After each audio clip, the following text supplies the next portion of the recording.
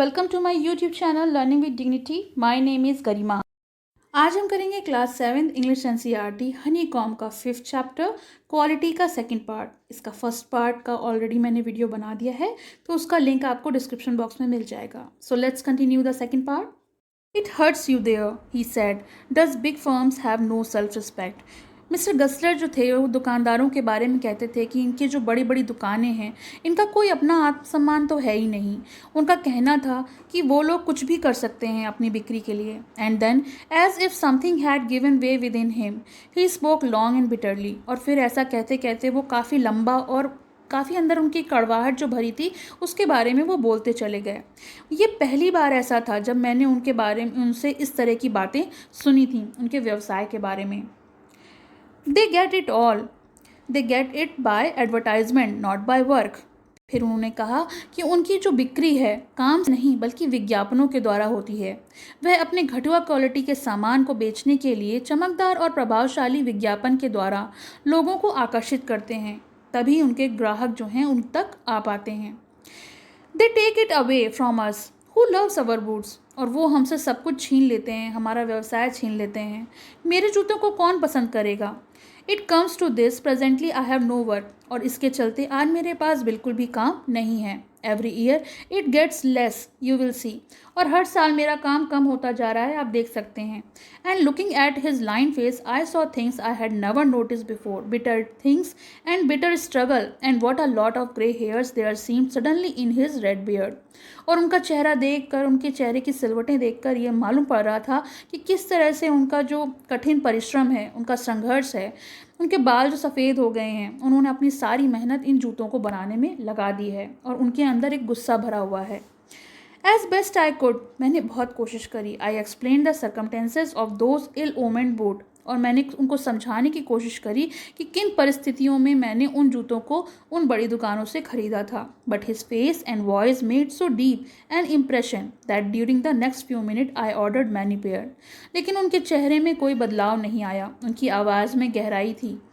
थोड़ी ही देर बाद, कुछ मिनट बाद, मैंने बहुत सारे जोड़े बनाने के लिए उन्हें ऑर्डर दिया। They lasted longer than ever. और वो भी काफ़ी लंबे समय तक चले। And I was not able to go him for nearly 2 years। और इसके कारण, ये उनके जूते लंबे चलने के कारण ही मैं उनके पास अगले 2 साल तक नहीं जा सका। It was many month before my next visit to his shop. और कई महीनों बाद मैं जब उनकी दुकान पर गया, this time I appear to be his elder brother handling a piece of leather. इस बार मैंने उनके बड़े भाई को देखा जिसने हाथ में एक लेदर का टुकड़ा पकड़ा हुआ था। Well mister Gessler, I said, how are you? He came close and peered at me. तो मैंने उनसे कहा, मिस्टर गेस्लर आप कैसे हैं? तो वो मेरे करीब आए और मुझे एकटक निहारने लगे। I am pretty well, he sad slowly, but my elder brother is dead. तो उनका मैं तो ठीक हूँ, लेकिन उन्होंने धीरे से कहा कि मेरे जो बड़े भाई थे वो अब जीवित नहीं हैं, उनकी मृत्यु हो गई। And I saw that it was indeed himself, but how aged a one. And never before had I heard him mention his brother. Much shocked, I murmured, "Oh, I am sorry." मुझे उसके बारे में सुनकर खेद लगा और झटका भी, इसीलिए मैंने धीमे से उनसे माफ़ी मांगी। Yes, he answered. He was a good man. He made up good boots, but he was dead. तो उन्होंने कहा, हाँ, वो बहुत अच्छा आदमी था और बहुत अच्छे जूते बनाता था, मगर अब वो जीवित नहीं है। And he touched the top of his head where the hair and suddenly gone as thin as it had been on his poor brother, to indicate, I suppose, the cause of his death. और वो अपने sir को छूकर कुछ महसूस करा रहे थे कि जैसे वो वजह बताना चाह रहे हों कि उनकी डेथ का क्या कारण था। फिर उन्होंने आगे कहा, do you want any boots? क्या आप और जूते चाहते हैं? And he held up the leather in his hand, it's a beautiful piece. और उनके हाथ में एक सुंदर टुकड़ा था लेदर का, जिसे दिखाते हुए उन्होंने मुझसे पूछा। आई ऑर्डर्ड सेवरल पेयर्स, मैंने कई सारे पेयर्स ऑर्डर कर दिए। It was very long before they came, अब ये तो पहले से भी ज़्यादा चले। But they were better than ever, और ये पहले से भी बहुत अच्छे थे। One simply could not wear them out, उनमें से कुछ तो मैं पहन भी नहीं सका। And soon after that I went abroad, और जल्द ही मुझे विदेश जाना पड़ा। It was over a year before I was again in London. एक साल के बाद जब मैं वापस लंदन में आया तो सबसे पहले मैं अपने पुराने दोस्त की दुकान में गया और वहाँ पर जिसे मैं एक 60 साल के आदमी को छोड़ गया था, तो अब वो 75 साल का यानी 75 ईयर्स का हो गया था और वो मुझे नहीं पहचान सका। Do you want any boots, he said, I can make them quickly, it is slack time. तो उन्होंने कहा क्या आप मुझको और जूते चाहिए, मैं उन्हें कम से कम समय में बना दूंगा। I answered, please I want boots all around every kind. तो मैंने उत्तर दिया, हाँ हाँ क्यों नहीं, मुझे हर प्रकार के जूते चाहिए। I had given those boots up when one evening they came.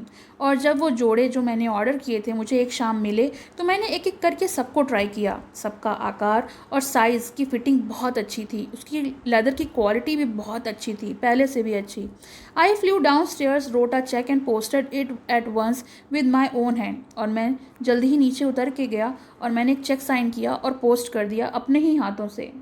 A week later, passing the little street, I thought I would go in and tell him how splendidly the new boots fitted. एक हफ्ते के बाद जब मैं उस गली से गुजरा तो मैंने सोचा कि मिस्टर गेस्लर को मैं बताता चलूं कि ये जो जूते आपने भेजे थे वो बहुत अच्छी फिटिंग के थे और बहुत बढ़िया थे। But when I came to where his shop had been, his name was gone. लेकिन जैसे ही मैं उस जगह पहुंचा जहां उनकी दुकान थी तो वहां उनका कोई नाम ही नहीं था। I went in very much disturb, मैं बहुत ज़्यादा डिस्टर्ब हो गया। In the shop there was a young man with an English face. Mister Gessler तो जर्मन थे, लेकिन जैसे ही मैं उनकी दुकान के पास पहुंचा तो मैंने एक जवान आदमी को देखा जो एक अंग्रेज़ था। Mister Gessler in, I said. मैंने उससे पूछा क्या मिस्टर गेस्लर अंदर हैं। No sir, he said, no but we can attend to anything with pleasure. उसने कहा वो तो नहीं है, लेकिन आपको जो भी चाहिए मेरी खुशी होगी मैं आपको दे सकूं। We have taken the shop over, हमने उनकी दुकान ले ली है। Yes yes, I said, but mister Gessler. उन्होंने कहा हाँ हाँ ठीक है, लेकिन मिस्टर गेस्लर के बारे में। ओह, ही आंसर, डेड। तो उन्होंने कहा नहीं, वो तो उनकी तो मृत्यु हो गई। Dead, but I only receive these boots from him last Wednesday week. उनका मर गए, ऐसा कैसे हो सकता है, मैंने पिछले ही हफ्ते बुधवार को ही तो उनसे जूते रिसीव किए हैं। Ah, he said, poor old man starved himself. तो उस इंग्लिश मैन ने बताया कि वो जो बूढ़ा व्यक्ति था उसका मरने का कारण भूख थी, स्लो स्टार्वेशन। धीमे धीमे जो उनकी भूख थी, उन्होंने कभी भी अपने खाने पर ध्यान नहीं दिया और डॉक्टरों के अनुसार उनकी जो मौत हुई, उनकी जो मृत्यु हुई वो भूख के कारण हुई। You see, he went to work in a such a way would keep the shop on. वो अपनी दुकान को जारी रखने के लिए दिन भर रात दिन काम करते थे। Wouldn't have a soul touch his boots expect himself. और वो हर अपने जोड़े जो जूते का जोड़ा था उससे एक्सपेक्ट करते कि वो बहुत बढ़िया बने। When he got an order he took him such a time. जब भी उन्हें कोई काम मिलता तो वो उसी में दिन रात लग जाते। पीपल वॉन्ट वेट, क्योंकि लोग इंतज़ार नहीं करेंगे। ही लॉस्ट एवरीबडी, और वो जल्दी ही सबको खो देंगे। And there he sit going on and on, और इसी कारण वो जो भी ऑर्डर मिलता था समय पर और बढ़िया से पूरा करते थे। I will say that for him not a man in London made a better would. मैं उनके लिए कुछ शब्द कहना चाहूँगा कि लंदन में उनसे बढ़िया जूते बनाने वाला और कोई आदमी नहीं है। But look at the competition, लेकिन जो कॉम्पिटिशन है लोगों के बीच। ही नेवर एडवर्टाइज्ड, उन्होंने कभी अपने काम का एडवर्टीजमेंट नहीं किया। Would have the best leather too, और हमेशा सबसे बढ़िया लेदर का ही इस्तेमाल किया। और अपने लिए कभी भी उन्होंने कुछ नहीं किया। Well there it is, what could you expect with his ideas. और हम उम्मीद भी क्या कर सकते हैं। बट स्टार्वेशन, तो मैंने कहा क्या भूख भूख के कारण वो नहीं मरे। उन्होंने कहा हाँ, ये थोड़ा अजीब लगेगा मगर सच तो यही है। But I know my self he was sitting over his boots day and night. लेकिन मैं उन्हें जानता हूँ, वो अपने जूते बनाने में दिन रात लगे रहते थे। It to very last you see I used to watch him never gave himself time to eat. और वो अपने काम में इतने मशरूफ़ रहते थे कि कभी उन्होंने खाने को भी सही समय नहीं दिया। Never had a Penney in the house, उनके घर में एक भी पैसा नहीं था। ऑल वेंट इन रेंट, सब कुछ किराए में चला जाता था और बढ़िया लेदर खरीदने में चला जाता था। How he lived so long I don't know, मुझे नहीं पता वो इतने समय तक कैसे जीवित रहे। He regularly let his fire go out. He was a character, वो एक ऐसा व्यक्ति था जो बहुत अच्छे जूते बनाता था। येस, आई सेड, मैंने कहा हाँ, वो बहुत अच्छे जूते बनाते थे। तो ये चैप्टर फिनिश हो गया। आपको कैसा लगा कमेंट सेक्शन में मेंशन करिए। पसंद आए तो लाइक का बटन दबाइए and please don't forget to subscribe my channel. Thank you. पसंद आया हो तो लाइक करें, शेयर करें और चैनल को सब्सक्राइब करें।